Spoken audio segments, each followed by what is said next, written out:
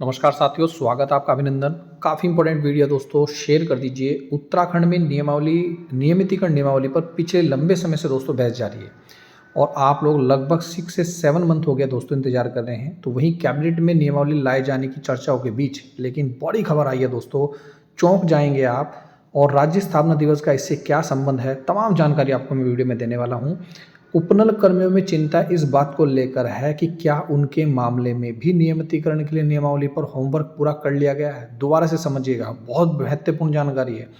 उपनल कर्मचारियों के मामले में भी चिंता है कि नियमावली पर होमवर्क किया गया है या नहीं किया गया है, क्योंकि दोस्तों दरअसल संविदा कर्मी और उपनल कर्मियों के लिए अलग अलग समिति बनाई गई है, जबकि दोस्तों दोनों का उद्देश्य यही है कि समान कार्य के लिए समान वेतन दिया जाए और इसके साथ साथ इनको चरणबद्ध तरीके से नियमित किया जाए। तो फिर दो समितियों का गठन क्यों किया गया? देखिए, दरअसल संविदा कर्मियों और उपनल कर्मियों के लिए अलग अलग समिति नियमावली पर चिंतन कर रही है, जिससे ऐसे कर्मचारियों के बीच असमंजस की स्थिति बनी गई है। बिल्कुल बनेगी कि उत्तराखंड में जो दैनिक वेतन है, कार्य प्रभारित है, संविदा है, नियत वेतन है, अंशकालिक हैं और तदरूप से सेवाएं दे रहे हैं, कर्मचारियों को नियमित करने की चर्चाएं जोरों पकड़ने लगी हैं।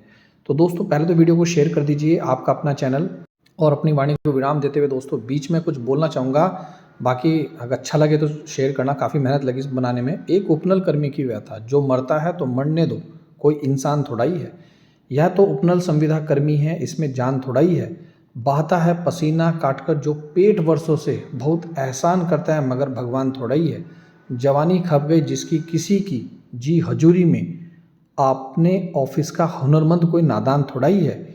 इसके वास्ते क्यों कर कोई आंसू बहाएगा, अगर ये मर भी गया तो राष्ट्र का नुकसान थोड़ा ही है। सियासत से उसे अब एक पल फुर्सत नहीं मिलती, किसी के दर्द से वो हुक्मरां अनजान थोड़ा ही ना है।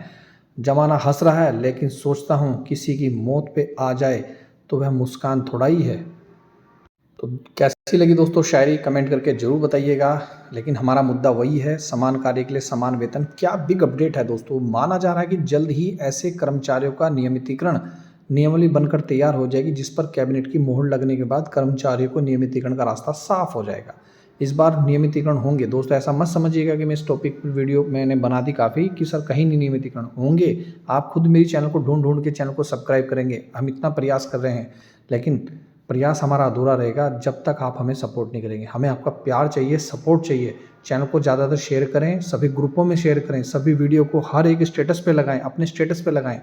ये है हमारी मांगे। देखिए, लेकिन उपनल कर्मियों का क्या होगा, इस पर अभी भी स्थिति स्पष्ट नहीं हो पा रही। हालांकि संविदा और कर्मियों की तरह उपनल कर्मियों के नियमितीकरण के लिए नियमावली बनने का काम चल रहा है। यानी कि दो तरह के लोग हैं, एक उपनल कर्मचारी है, एक संविदा वाले कर्मचारी है। क्या दोनों के लिए नियमावली अलग अलग होनी चाहिए या एक ही नियमावली होनी चाहिए?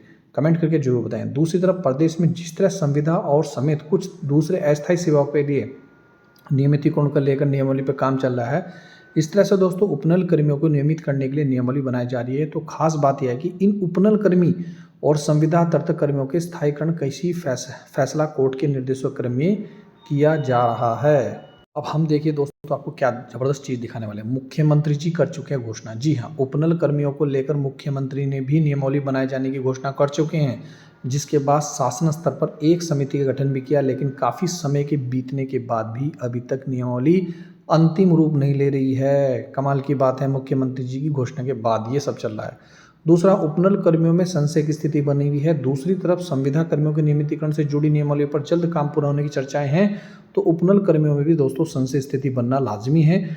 उनका मानना है कि जब संविदा कर्मियों का उपनल कर्मियों की तरह नियमित किए जाने पर विचार चल रहा है, तो फिर दोनों के लिए एक समिति का गठन क्यों नहीं किया गया, ये सवाल है इस वीडियो में। जब दोनों के लिए नियमावली बन रही है तो दोनों के लिए अलग अलग समिति क्यों बनाई जा रही है, सवाल तो बनता है। वहीं उपनल कर्मियों की याचिका पर हाईकोर्ट भी दे चुका है आदेश। जी हाँ, प्रमुख सचिव आर.के. सुधांशु की अध्यक्षता में समिति का गठन किया गया। तो वहीं उपनल कर्मचारियों को नियमितीकरण के लिए पूर्व में उपनल कर्मियों की याचिका पर हाईकोर्ट ने स्थायीकरण और समान कार्य का समान वेतन जाने का आदेश कर चुका है। दोबारा से नोट कीजिएगा, समान काम का समान वेतन। अब हाईकोर्ट बड़ा है भैया या सरकार बड़ी है, कमेंट करके जरूर बताइए। हालांकि इस आदेश के खिलाफ सरकार सुप्रीम कोर्ट गई थी, लेकिन सुप्रीम कोर्ट ने भी दोस्तों हाई कोर्ट के आदेश को ही अपना आदेश माना।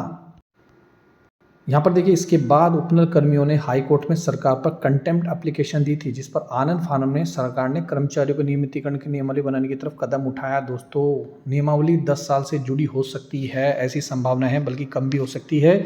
संविदा और तदर्थ कर्मियों के लिए माना जा रहा है कि नियमावली 10 साल से जुड़ी होगी, यानी कि 2018 से 10 साल की सेवा पूरी करने वाले संविदा और कर्मचारियों को रेगुलर किया जा सकता है। हालांकि पहले भी नियमितीकरण नियमावली 10 साल की सेवा वाले कर्मियों को की जाने की नियमावली थी, बाद में इसको घटाकर 5 साल का कर्मचारी भी दोस्तों नियमित किया गया था। वही 2018 में मामला हाईकोर्ट पहुंच गया था।